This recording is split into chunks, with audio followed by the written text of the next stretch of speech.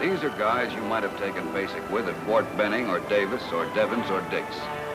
They were in Paris on August 25th. Paris, France, with a big underline for the word France. Because this old fellow, her, him, had been walking around the streets for 4 years in Paris, Germany, sleepwalking in a kind of German nightmare. Now it belonged to them again.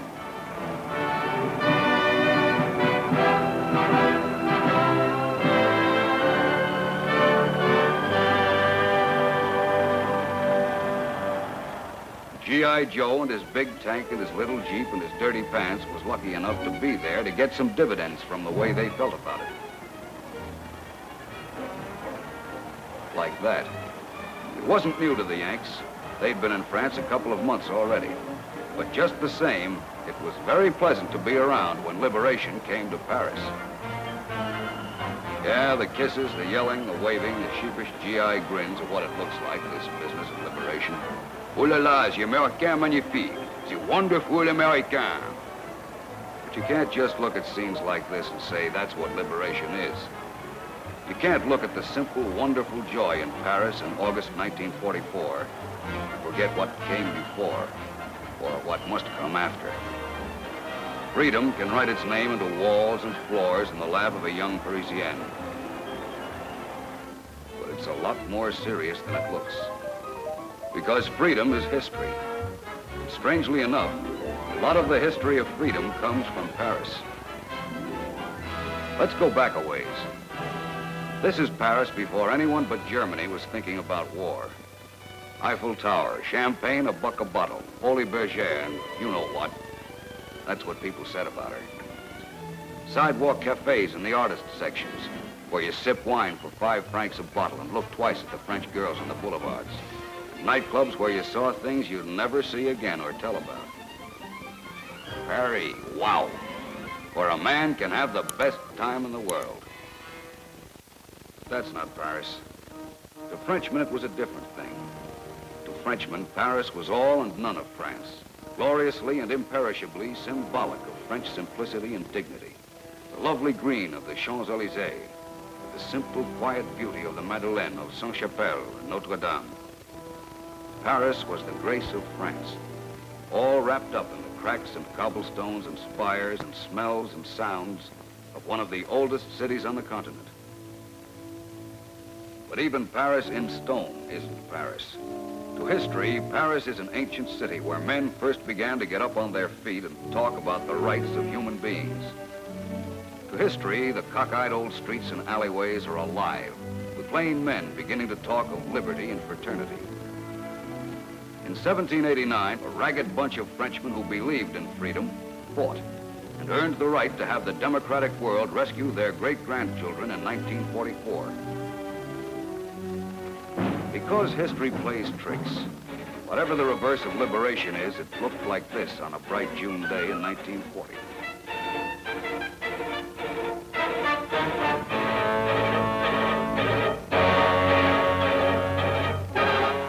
Germans went into Paris, Paris went into nightmare. The faces of Paris shut up. The shutters of Paris closed. And inside France, Frenchmen fought and waited in the only way they could.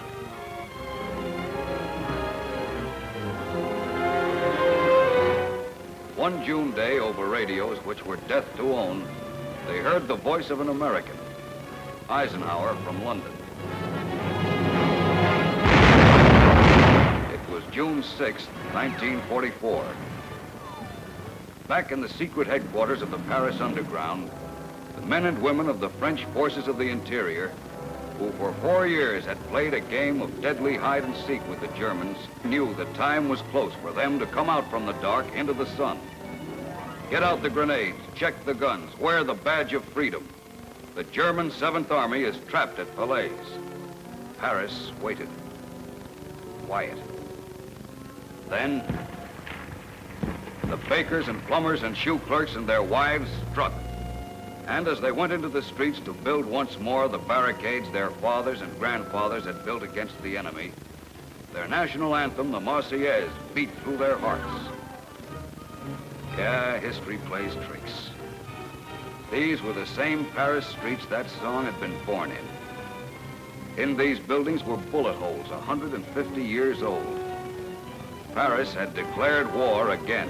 And Paris cut down her trees and ripped up her pavements, remembering these words. Come on, you sons of your country. The day of glory has arrived. The enemy is tyranny. Let's raise our flag in blood against it. Come, citizens of France, form, we will march. Some will shed blood and lose their lives. They marched. And they shed blood.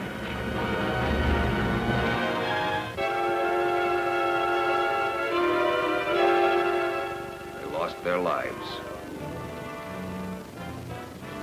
It was war between the German army and the citizens of Paris. German tanks roamed the streets, shooting up the town. But mainly it was guerrilla warfare, sniper against sniper.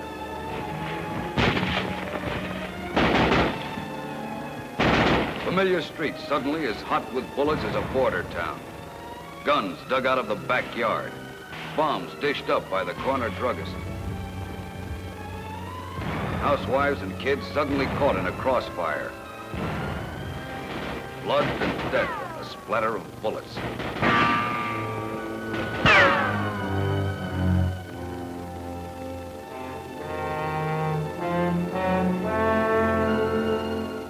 The Germans were finding out that the city of champagne and sidewalk cafes was tough. For 5 days and 5 nights it lasted.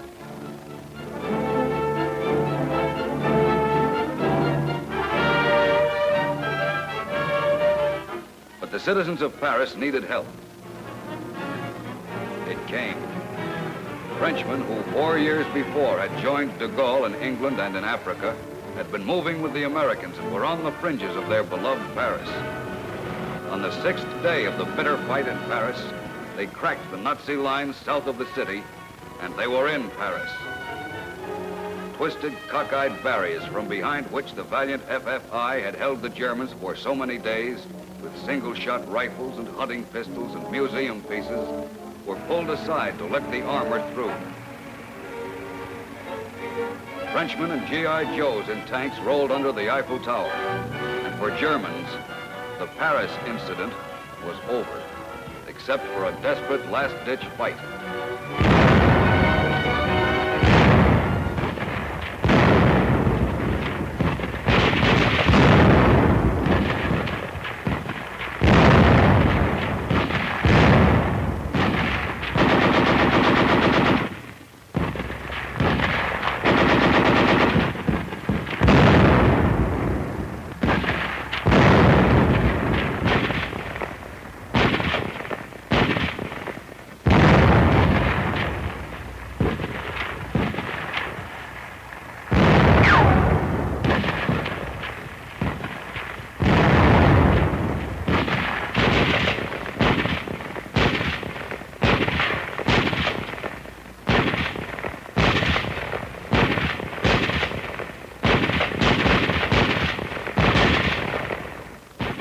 People of Paris, too, the incident was over, and freedom had come back in the form of a new Nazi salute. In a few hours' time, the Aryan conquerors, the arrogant men who ruled by terror and distrust, had melted into frightened men in the wrong country with soiled uniforms and shaky knees. The muscle men who had liked to goose-step across the face of their Europe in shiny boots. Had to double-time it down a Paris alleyway to keep from getting bawled out by a skinny French civilian wearing a dirty armband. Yeah, for the Germans, with their hands held in the air, history had backfired. For Paris, history had just repeated itself. The city of gaiety and stone and history belonged again to Frenchmen, while the conquerors were herded off to eat soup out of tin buckets in prison camps.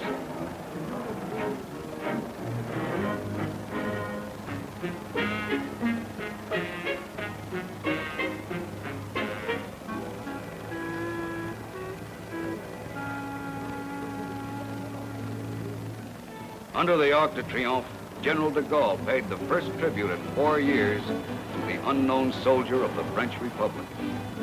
A living man was honoring the dead of France once more in a living city. Yes, sir, liberation looks like this. The shutters in the heart of Paris opened suddenly into the sunlight, flooded over the boulevards and squares like a tidal wave. The words they used and the names they shouted don't count, even if they could have been understood. Freedom to live again was just there in a crazy mass. This was Paris again, after 4 years of a foul dream. Ask a Paris waiter what it means, this business of being free again. Ask her what it's worth. Ike Eisenhower and Omar Bradley knew the cost of liberation, and saw its worth that August day in Paris. But Paris will not be liberated into a world of peace until Nanking and Manila look like this. The free men of the earth can live together without guns. For it's one war. No part of it is unimportant or forgotten.